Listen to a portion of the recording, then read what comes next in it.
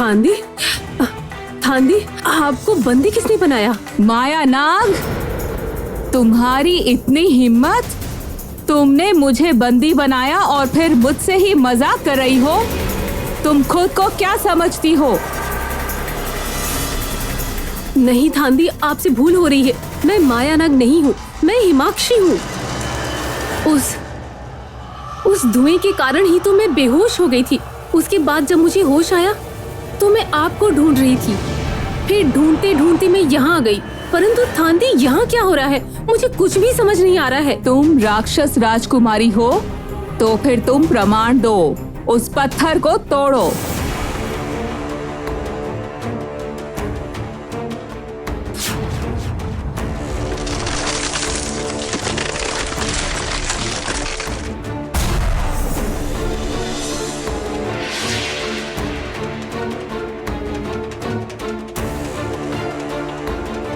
थांदी,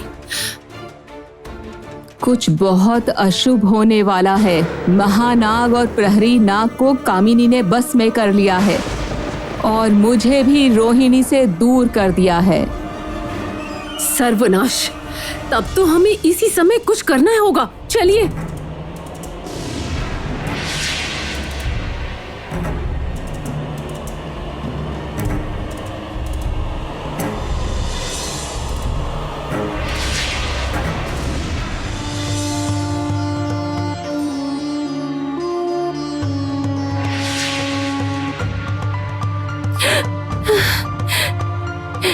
ये तुमने क्या किया महानागमणि?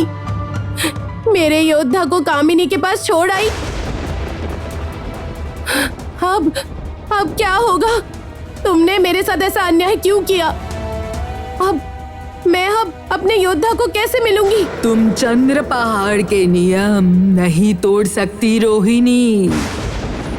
अब तुम्हें पंच शक्ति द्रव्य धारण करना ही होगा।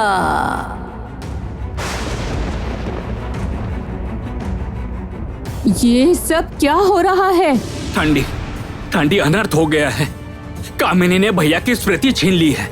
भैया शत्रु बनकर हमारी हत्या करने आए थे। उसके बाद दीदी ने हमारी रक्षा करने के लिए महानागमणि को बुलाया, परंतु उसके बाद इसी कारण ही रोहिणी को अब शक्ति द्रव्य धारण करना ही पड़ा। रोहिणी रे, तुमने आखिर ये सब क्या कर दिया है?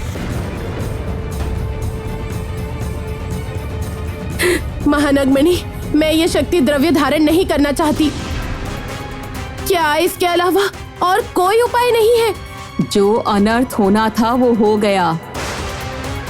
हर गलती सुधारी नहीं जाती है पुत्री।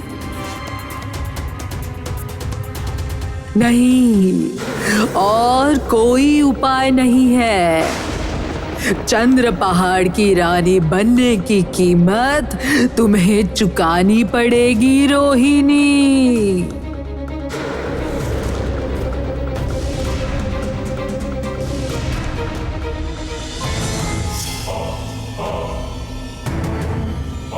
चंद्र पहाड़ की रानी, मुझे हराने के चक्कर में तुम जिस बड़ी सी मुसीबत में पड़ गई उसकी तुम कल्पना भी नहीं कर सकती।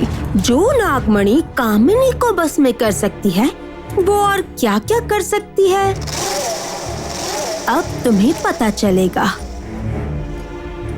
शक्ति पाना बड़ी बात नहीं है, शक्ति को धारण करने की योग्यता भी होनी चाहिए। सबसे मजे की बात क्या है जानती हो? अब कामिनी को कुछ भी नहीं करना होगा।